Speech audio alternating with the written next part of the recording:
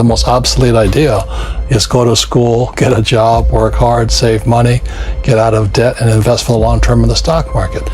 See, why would you save money when they're printing trillions of dollars? The gap between the 1% and 99% is massive. You see, it's not just money. You have to step back and look at the bigger picture. So what do you do? In every one of us is a poor person. There's still a poor person inside me. There's also that steady paycheck, and there's a rich person. And they're all inside of us, except that it's not taught. You're taught to go to school, get a job, and get a paycheck. You're not taught to how to get rich.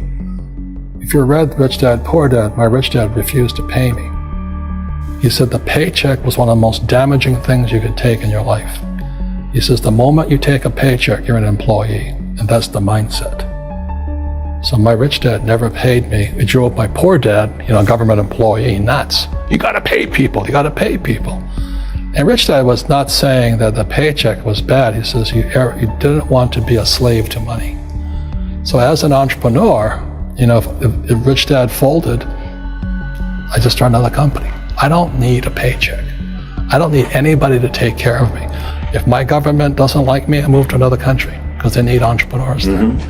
So the entrepreneur is not so much the business. The entrepreneur is really the mindset and the skill sets and the different set of rules.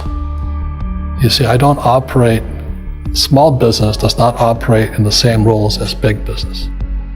Entrepreneur is a mindset first, a skill set, and rules. And depending upon whether you're an employee or a small business, the rules are different. The mindsets are different, the skill sets are different. If you could say one thing to somebody who's never been an entrepreneur and they're thinking about making the leap of faith into becoming an entrepreneur, what could you tell them? Well, I'll just tell them the same thing that happened to me. My last paycheck, I still remember it clearly. It was one of the worst and the best days of my life. And I was in Puerto Rico. I was working for Xerox, and my boss gave me it wasn't a paycheck, it was a bonus check. I think it was about $30,000 taxable. It's the only problem with that.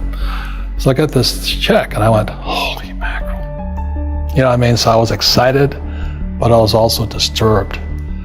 And so this other guy comes up to me, his name was John, and John says to me, he says, you're gonna be back. I said, why? He says, because you're gonna fail. I looked at him and said, look, few expletive words, because that's what he did. He left Xerox, failed, and he came back. And I said, look, you failed and you came back, but I'm gonna fail and I'm never coming back. And that's the attitude. Do you know what I mean? If you say, well, if I fail, I'll go back to mommy and daddy, then that's what you'll do. So if you fail, that's when I became an entrepreneur, because I had no money. I had no money for years. I didn't have a paycheck. But that's what my rich dad encouraged me to do. He says, when you don't have this paycheck, you get hungrier, smarter, and it's a test of your character. Will you become a crook? Will you become dishonest? Will you cheat and steal? Or will you become a better human being? So really, that's the benefit of becoming an entrepreneur, is you really find out who you are when you don't have anything. So you always have to look at the big picture. Too many people look at, well, what's going to happen to me? When you look at the big picture, you're also going to know that when something bad happens, something good's going to happen. But you got to prepare for whatever is coming. If you think next 20 years will be like the last 20 years, you're going to get creamed. When you and I go to the supermarket and we buy a carton of milk, we always check for the expiration date. But most people do not check for the expiration date on their brains. Instead of get out of debt, I get into debt. I just refinanced $300 million in debt. I went from 5% to 2.5% interest. I made a fortune. Every month, more money comes in because my cost of money has gone down. So while some financial experts are saying get out of debt, I'm saying learn how to use debt. See, when I came back from in Vietnam in January of '73, the first thing my rich dad said to me was go to school to learn how to invest in real estate. It wasn't real estate, it was how to use debt and taxes. Debt and taxes make the rich richer. Debt and taxes make the poor, middle class, poor. So all the rich guys who are doctors and lawyers or You know, those guys, they're getting creamed, and they don't know why. Doctors are getting creamed. Oh yeah, they make it more money, but the take home is less. Sure. You know, my doctor just yelled at me. He was happy. He says, "Oh, guess what? I finally made $1 million." And I said, "Yeah, this was just 3 weeks ago." And so I said, "Yeah, well, how much you pay in tax?" He says, $750,000 in taxes. So his net was about $400,000. That's not bad. But when I make $1 million, I keep $1 million. And the reason is because I don't make it by working for money. See, if you work for money, you're taxed. So that's why lesson number 1 in Rich Dad Poor Dad is the rich don't work for money. What we do instead is we create businesses as entrepreneurs. We acquire real estate. I don't want to invest in the stock market. Okay. So the reason is because as entrepreneurs, I have more control over my income, how much I make, and how much I pay in taxes. And because I'm an entrepreneur as well as an investor in real estate, I pay 0 tax. So every time I make, let's say, $1 million as an entrepreneur, I immediately invested in real estate. I have a 4-to-1 step up. So I put $1 million in real estate, I get $4 million from the bank. That's why I love banks. But the banks are screwing everybody else, you know, terrible. But it's good for me. That's why you say when you print, it's good for you, but when you print, it's bad for people that work for money. Because when you print, savers get creamed and people who work for money get creamed. When they print, debtors get rich. You see, debt and taxes make the rich richer, and debt and taxes make the poor middle class poorer. When we have obsolete ideas, we get obsolete results.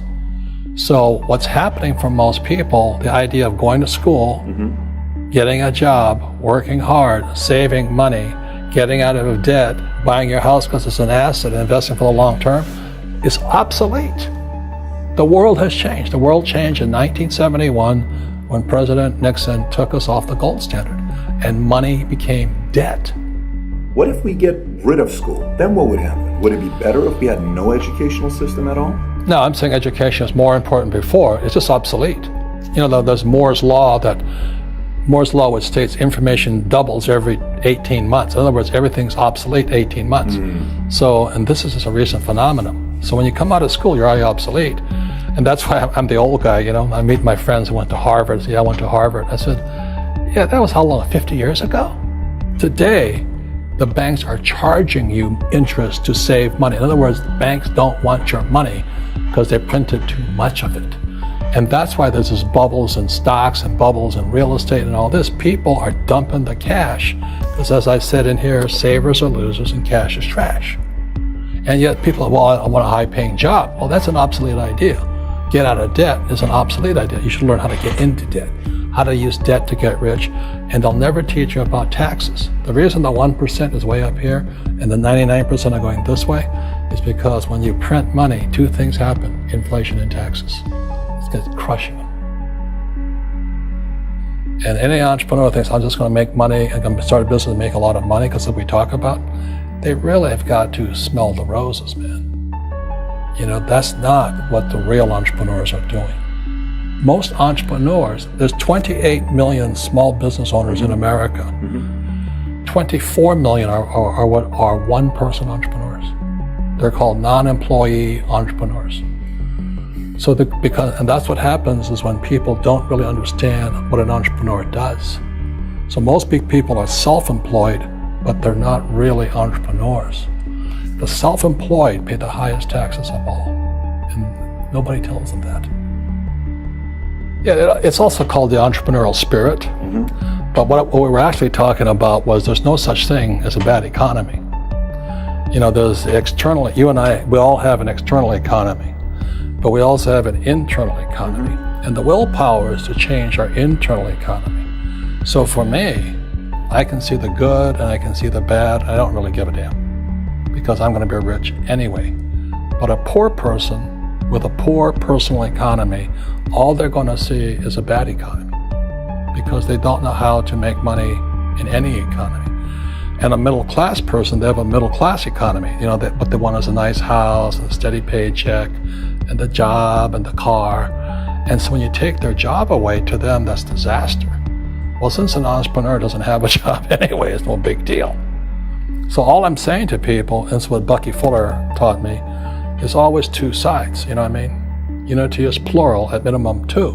So if you think the economy is bad, it's because your economy is bad. If you think that steady, employment is important, then you'll see an economy without jobs.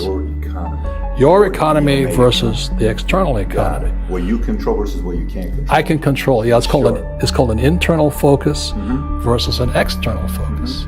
So the real entrepreneur has an internal focus. That if they fall down, they say, "Oh, this is good, because I'm going to go up higher." The average person will fall down and say, "Oh, I'm going to take some Prozac," or somebody has a mistake. "Oh, the mistakes don't matter." Well, mistakes matter. It means you didn't know something. But a real entrepreneur, whether they fall down, they always can go up. They can stand back up and go higher. And no matter what happens to them, they get stronger and better and smarter and happier. But a person with a weak internal mindset is that they're so afraid of what happens, it generally happens. Like, people who are afraid of losing their jobs, they generally lose their jobs. You know what I mean? Yeah, so everything comes through you. Yeah, so the entrepreneur first job is to control inside here, not outside there. The moment you take that paycheck, you're an employee. You've got to be stronger than that. It's about inside control.